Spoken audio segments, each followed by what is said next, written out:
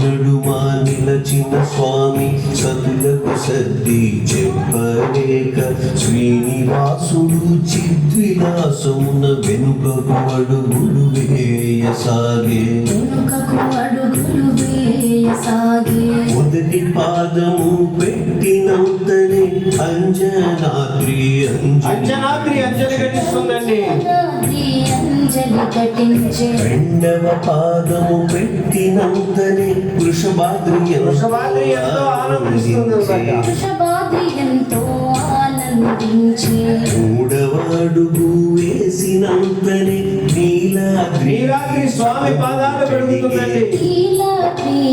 పదములు కడిగే నాలుగవ అడుగు వేసినంతనే శేషాద్రి గొడుగు పట్టిందండి.